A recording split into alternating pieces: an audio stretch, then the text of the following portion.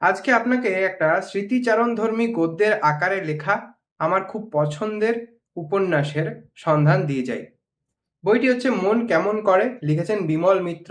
বইটির প্রকাশক বাণী শিল্প। বইটির পাতার সংখ্যা 142 পাতা, মুদ্রিত মূল্য রয়েছে 250 টাকা। বইটার প্রচ্ছদটা দেখে বইটা আমি সংগ্রহ করেছিলাম।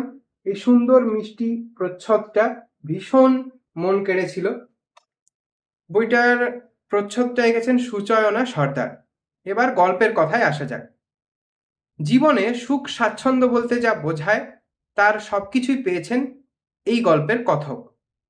কিন্তু তা সত্ত্বেও যেসব ছোট ছোট অপ্রাপ্তিগুলো একটা বয়সে পৌঁছানোর পর মনে খোঁচা দেয় মাঝে মাঝে, সেই সব গল্প বলার জন্য ছেলেবেলায় ফিরে গেছেন গল্পের কথক এই উপন্যাসে।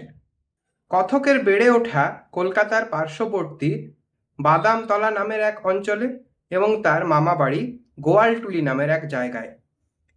এই উপন্যাসে কথকের নিজের পরিবার, পাড়া প্রতিবেশী, আত্মীয় পরিজন এবং সুরেশ্বরী দিদি নামের এক প্রতিবেশী মহিলার স্নেহচাহায়ায় বেড়ে ওঠা, সেই মহিলার তার অন্ধ শ্বশুরকে নিয়ে একাকী জীবন, কথকের নিজের মামা বাড়ি এবং সেই পুরনো মামা বাড়িতে তার দিদিমার ছন্নছাড়া মামাকে নিয়ে জীবনযাপন এবং সেখানে গিয়ে মাঝে সাঝেই নানা কারণে দীর্ঘদিন থাকা, সেখানে মিনি নামের একটি মেয়ের সঙ্গে বন্ধুত্ব গড়ে ওঠা, এরকম নানা ছোট ছোট ঘটনার স্মৃতির সমাহার এই উপন্যাস।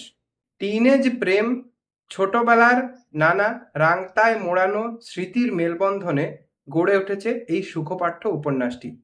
আমার পড়ে খুব ভালো লেগেছে এবং এই উপন্যাসটা কিন্তু ওয়ান টাইম রিড হিসেবে খুবই ভালো, এবং যারা বই পড়া শুরু করবেন বলে ভাবছেন তারা কিন্তু এই বইটা দিয়ে নিজের রিডিং জার্নি শুরু করতে পারেন।